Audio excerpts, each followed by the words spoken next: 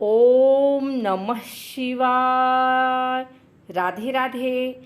आइए सुनते हैं गुरु प्रदोष व्रत कथा, पूजन विधि एवं महत्व। स्कंद पुराण की एक कथा के अनुसार प्राचीन काल में एक विधवा ब्राह्मणी अपने पुत्र को लेकर भिक्षा मांगने जाती और संध्या को लौटती थी। एक दिन जब वह भिक्षा मांगकर लौट रही थी तो उसे नदी किनारे एक सुंदर बालक दिखाई दिया जो विदर्भ देश का राजकुमार धर्मगुप्त था। शत्रुओं ने उसके पिता को मारकर उसका राज्य हड़प लिया था। उसकी माता की भी अकाल मृत्यु हो गई थी। ब्राह्मणी ने उस बालक को अपना लिया और उसका पालन पोषण करने लगी। कुछ समय पश्चात ब्राह्मणी दोनों बालकों के साथ देवयोग से देव मंदिर गई। वहां उनकी भेंट ऋषि सांडिल्य से हुई। ऋषि सांडिल्य ने ब्राह्मणी को बताया कि जो बालक उन्हें मिला है वह विदर्भ देश का राजा का पुत्र है जो युद्ध में मारे गए थे और उनकी माता को ग्राह ने अपना भोजन बना लिया था। ऋषि सांडिल्य ने ब्राह्मण को प्रदोष व्रत करने की सलाह दी। ऋषि आज्ञा से दोनों बालकों ने भी प्रदोष व्रत करना शुरू कर दिया। एक दिन दोनों बालक वन में घूम रहे थे, तभी उन्हें कुछ गंधर्व कन्याएं नजर आई। ब्राह्मण बालक तो घर लौट आया, किंतु राजकुमार धर्मगुप्त अंशुमति नाम की गंधर्व कन्या से बात करने लगे। गंधर्व कन्या और राजकुमार एक दूसरे पर मोहित हो गए।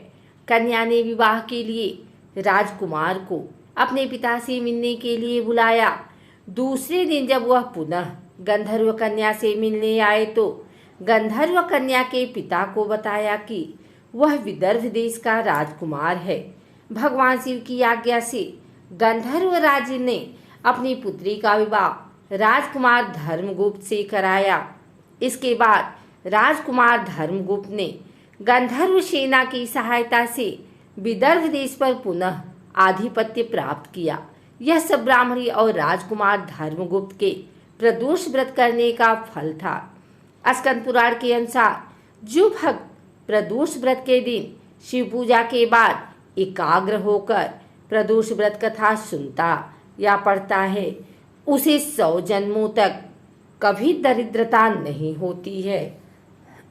हिंदू धर्म के अनुसार प्रदोष व्रत कलयुग में अति मंगलकारी और शिव कृपा प्रदान करने वाला होता है। प्रत्येक माह की त्रयोदशी तिथि में सायंकाल को प्रदोष काल कहा जाता है। मान्यता है कि प्रदोष के समय महादेव कैलाश पर्वत के रजत भवन में इस समय नृत्य करते हैं और देवता उनके गुणों का स्तवन करते हैं। शिव जी को प्रदोष श्रावण मास तथा महाशिवरात्रि की तरह ही प्रिय है। प्रदोष व्रत को हिंदू धर्म में बहुत शुभ और महत्वपूर्ण माना जाता है। पुराणों के अनुसार एक प्रदोष व्रत करने का फल 100 गायों के दान जितना होता है।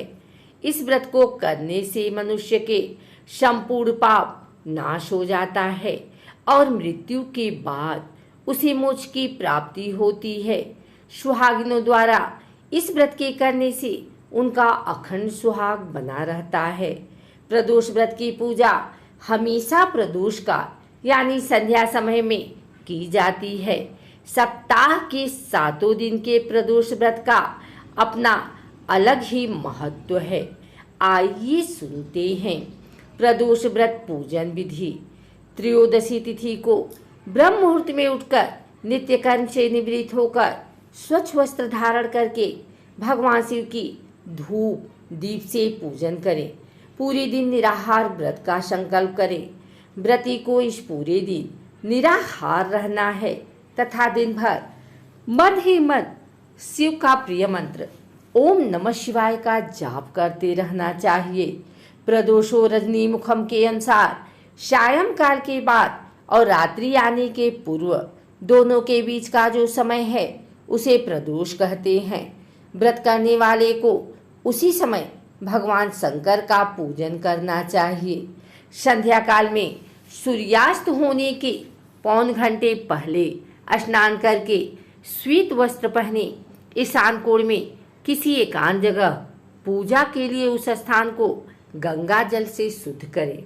अब धूप दीप नैवेद्य और पुष्प से शिव पार्वती की विधिवत पूजा करें।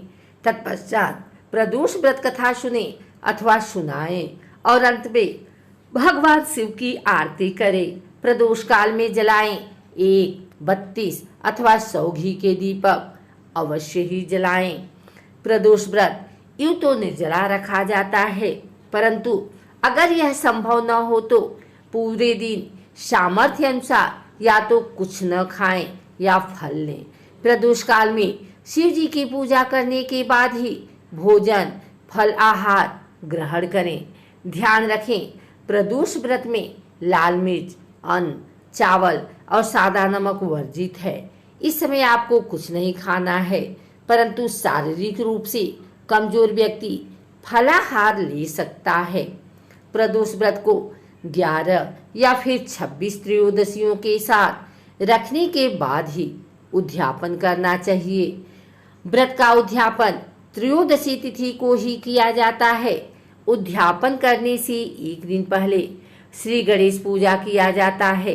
रात को कीर्तन करते हुए जागरण अथवा शिव मंत्र का जाप करें। प्रातः स्नान आदि कार्य से निवृत्त होकर रंगीन वस्त्रों से मंडप बनाएं। फिर उस मंडप में शिव पार्वती की प्रतिमा स्थापित करके विधिवत पूजन करें। तदंतर खीर से अग्नि में हवन करना चाहिए। हवन करते समय ओम उमा सहित शिवाय नमः मंत्र से 108 बार आहुति देनी चाहिए। हवन समाप्त होने के बाद भगवान शिव की आरती और शांति पाठ करें। अंत में ब्राह्मणों को सामर्थ्य अनुसार भोजन और दान कर भगवान शंकर का स्मरण करते हुए व्रती को भोजन करना चाहिए। इस प्रकार उद्यापन करने से व्रती पुत्र पौत्र आदि से युक्त होता है तथा आरोग्य है लाभ करता है। इसके अतिरिक्त वह अपने शत्रुओं पर विजय प्राप्त करता है एवं संपूर्ण पापों से मुक्त हो जाता है। ऐसा स्कंद पुराण में कहा गया है। अगर आपको हमारी वीडियो अच्छी लगी हो तो इसे लाइक करें, कमेंट करें, शेयर करें। हमारे चैनल को सब्सक्राइब करके बेल नोटिफिकेशन ऑल पर सेट कर लें ताकि आगे आने वाली वीडियो सबसे पहले आप तक पहुंच सके। धन्यवाद।